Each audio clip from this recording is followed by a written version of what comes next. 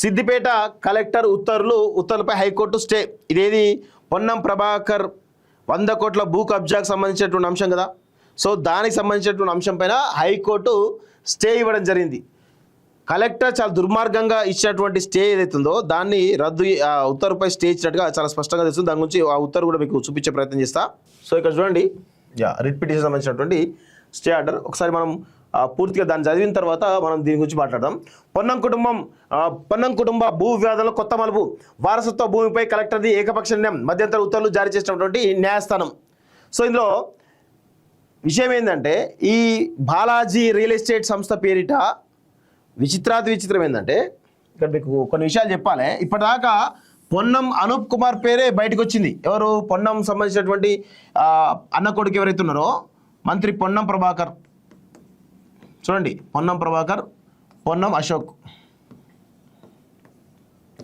వీళ్ళిద్దరు అన్నదమ్ములు కదా. ఈయన హైకోర్టు సంబంధించినటువంటి అది. సో ఈయన కొడుకు పొన్నం అనూప్, ఈయన పేరు పెద్ద ఎత్తున బయటకు వస్తుంది కదా ఈ యొక్క అంశంలా.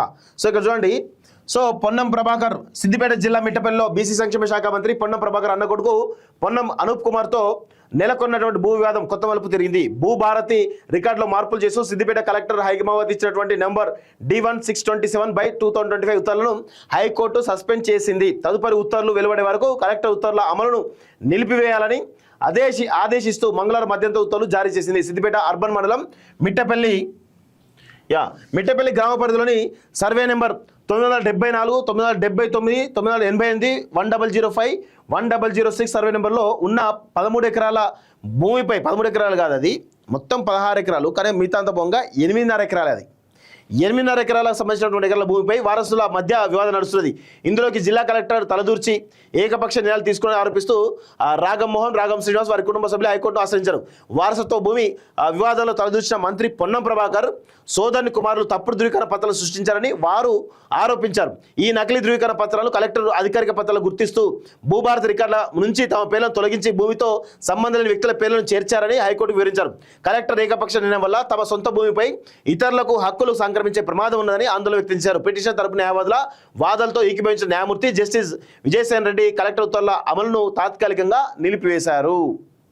సో ఇప్పుడు పొన్నం ప్రభాకర్ అధికారిక దుర్వినియోగం చేశారు కదా. ఇక్కడ విషయం ఏం తెలుసా, ఇప్పుడు ఆమె ఇచ్చేటువంటి ఉత్తర్వులు ఏవైతే ఉన్నాయో అవి రాంగ్ ఉత్తర్వులు. ఆల్రెడీ హైకోర్టులో కొట్టేసారు. ఆల్రెడీ డిఓపీట్లు కూడా మేము కంప్లైంట్ చేయడం జరిగింది. 100% ఆమెది ఏకపక్ష నిర్ణయం, తప్పుడు ఆర్డర్ జారీ చేసి చెప్పేసి చాలా స్పష్టంగా తెలుస్తూ ఉంది. ఇప్పుడు ఆమె ఇబ్బందికరమైన పరిస్థితిలో ఉన్నది. ఎవరు? కలెక్టర్ మంత్రి మీద ప్రెజర్ చేస్తూ ఉంది.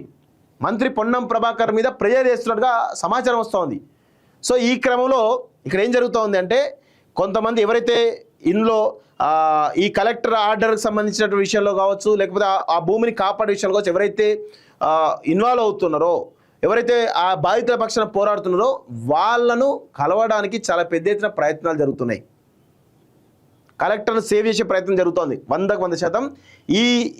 ఈ ఉత్తర్వులకు సంబంధించి డిఓపిటి చాలా కీలకమైనటువంటి చర్యలు ఆ కలెక్టర్ పైన తీసుకునేటువంటి అవకాశాలు అయితే చాలా స్పష్టంగా ఉన్నాయి.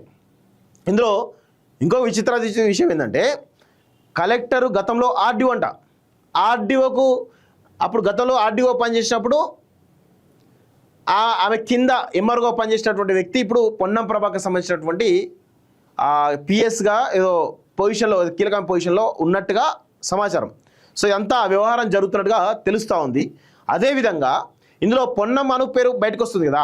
బాలాజీ రియల్ ఎస్టేట్ సంస్థతోటి వీళ్ళు అగ్రిమెంట్, బాలాజీ రియల్ ఎస్టేట్ అనేది, బాలాజీ రియల్ ఎస్టేట్లో డైరెక్టర్లుగా పొన్నం అనూప్తో పాటు పొన్నం కొడుకు పృథ్వీ ఆయన పేరు ఉంది, ఆయన పేరు కూడా ఇందులో ఉన్నది.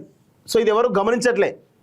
ఓన్లీ ల్యాండ్ రిజిస్ట్రేషన్లో మాత్రమే ఈ పొన్నం అనూప్ పేరు రావడం జరిగింది. బాలాజీ రియల్ ఎస్టేట్ ఏవైతే ఉన్నాయో దీనిలో డైరెక్టర్గా పొన్నం ప్రభాకర్ కొడుకే నేరుగా ఉన్నట్టుగా సమాచారం వస్తుంది. సో ఇదంతా 100% పొన్నం ప్రభాకర్ కనుసన్నలోనే ఆయన ఇన్ఛార్జ్, అక్కడ స్థానికంగా ఉండేటువంటి జిల్లా మంత్రి కాబట్టి ఈరోజు అజమాయిషీ చేస్తున్నాడు. సో స్థానికంగా ఉన్నటువంటి ఎమ్మెల్యే కూడా హరీష్ రావు కూడా ఎందుకు మాట్లాడుతున్నారంటే, ఇన్ఛార్జ్ మంత్రి కదా, నాకెందుకు ఇల్లు అని చెప్పేసి ఆయన కూడా సైలెంట్గా ఉన్నాడు. సో ఇందులో మాట్లాడింది మాలాంటి వాళ్ళం. సో స్పష్టంగా పొన్నం ప్రభాకర్ ఈ 100 కోట్ల భూమిని, బీసీలకు సంబంధించిన భూమిని బీసీలే కబ్జా చేస్తున్న విషయం చూస్తూ ఉన్నాం. ఇప్పుడు వాళ్ళ కుటుంబ పంచాయతీ ఉన్నది. వాళ్ళు వారసత్వ భూమి అది వాళ్ళు చూసుకుంటారు, నో డౌట్ అలా వాళ్ళు ఏదన్నా చూసుకుంటారు. మరి అందులోకి మీరు వచ్చి కలెక్టర్ మీద ప్రెజర్ చేసి ఆర్డీఓ తోటి ఆ యొక్క ఎవరైతే బాధితులు వాళ్ళపైన కేసులు పెట్టించి భయభ్రాంతులకు గురి చేసి పెద్ద ఎత్తున చేస్తున్నారు కదా ఇది.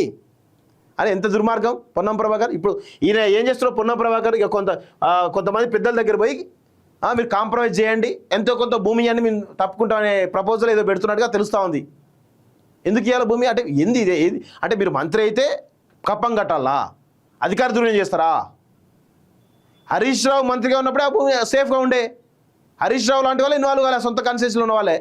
మీరు పక్క కాన్స్టిట్యూన్సీ వచ్చి దాని మీద పడతా అంటే ఇట్లా సిగ్గుండాలి. అలాంటి వివాదంలోకి మీరు ఎందుకు పోవాలి? అధికారం ఉంది కదా, మేము చెప్తే ఎవరైనా వింటారు కదా అని చెప్పేసి వివాదంలోకి పోతారా? ఇదా మీరు చేసేటు దుర్మార్గం. సిగ్గుండాలే. 100% పొన్నం ప్రభాకర్ కొడుకు నేరుగా ఇన్వాల్వ్ అయ్యింది, ఇలా నేరుగా ఇన్వాల్వ్ అయ్యాడు. సిద్దిపేట అర్బన్ మండలం మిట్టపల్లి గ్రామ పరిధిలోని ఈ సర్వే నెంబర్లో 18 ఎకరాల భూమిని 1980లో రాగమల్లే కొనుగోలు చేశారు. ఇందులో కొంత భూమి ఆయన అమ్ముకోగా మిగిలిన 13 ఎకరాల భూమిని 1985లో తన కుమారుడు రాగం ఎల్లేకు వారసత్వంగా బదిలీ చేశారు. రాగం ఎల్లే మరణానంతరం ఆయన వారసులు రాగం మోహన్, రాగం శ్రీనివాస్, సుజాత, రాధ ఈ భూమికి కబ్జాదారులుగా ఉంటూ 65 ఏళ్ల నుంచి వ్యవసాయం చేసుకున్నారు. కాలక్రమంలో ఈ భూమి ధరలకు రెక్కలు వచ్చాయి. మంత్రి పొన్నం ప్రభాకర్ ఆయన కుటుంబ సభ్యులు ఈ భూమిపై కన్నేసినట్టు పిటిషన్లు ఇటీవల ఆరోపించారు. ఈ నేపథ్యంలోనే 4 తరాల కింద విడిపోయిన వారసుల్లో కొందరిని పోగేసి తమకు అనుకూలంగా మలుచుకున్నారని, వారి ద్వారా ఇప్పుడు తప్పుడు ధృవీకరణ పత్రాలతో రిజిస్ట్రేషన్ చేయించుకున్నారని తెలిపారు. మంత్రి సోదరి కుమారులు బాలాజీ రియల్ ఎస్టేట్ పేరిట అప్పటికప్పుడు రిజిస్టర్ చేసుకుని వారి ద్వారా రిజిస్ట్రేషన్ చేయించారని చెప్పారు. అనంతరం ఆస్తుల్లో వాటా వస్తుందని ఆ వారసుతో కలెక్టర్ ఫిర్యాదు చేయించారని తెలిపారు. కలెక్టర్ ఏకపక్ష నిర్ణయం. ఈ ఫిర్యాదుల మీద జిల్లా కలెక్టర్ తమకు ఎలాంటి నోటీసులు ఇవ్వకుండా, పంచనామా చేయకుండా ఏకపక్ష నిర్ణయంతో ఆస్తుల పంపకాలు చేసినట్లు బాధితులు ఆరోపించారు. అసలు కలెక్టర్కి ఆస్తుల పంపకాలు చేసే అర్హత ఎక్కడిది? ఎంత దుర్మార్గం చూడండి. కలెక్టర్ చేస్తే అన్ని ఆస్తులకు క్రోడీకరణ చేయాలి, చేయకుండా కేవలం ఈ ఆస్తి పని చేసి వాళ్ళు రద్దు చేస్తే ఎట్లా? అందుకే ఇక్కడ దొరికిపోయింది ఆమె. ఈ భూమి తమదేనంటూ అన్ని ఒరిజినల్ పత్రాలు సమర్పించినా ఏమాత్రం పట్టించుకోవాలని తెలిపాయి. పూర్తిగా మంత్రి చెప్పిన ఆదేశాల మేరకు నడుచుకున్నారని, అసలు లబ్ధిదారుల పేర్లు తొలగించి వారి స్థానంలో ఇతరుల వారసుల పేర్లు చేరుస్తూ జిల్లా కలెక్టర్ గత ఏడాది డిసెంబర్ 12న ప్రొసీడింగ్ జారీ చేశారని వెల్లడించారు. ఈ ఉత్తర్వుల ద్వారా మంత్రి అన్న కొడుకు పొన్నం అనుకుమార్తో పాటు మరో 2 పరోక్ష హక్కుదారులు అవుతారని తెలిపారు. ఇద్దరంటే ఎవరు? పొన్నం ప్రభాకర్ కొడుకు కూడా ఇందులో ఉన్నాడు, 100% ఉన్నాడు, నో డౌట్ అలా. సో ఇది పరిస్థితి. సో ఒకసారి ఆర్డర్ కూడా చూద్దాము. రిట్ పిటిషన్ ఆర్డర్ సంబంధించినటువంటి ఇది.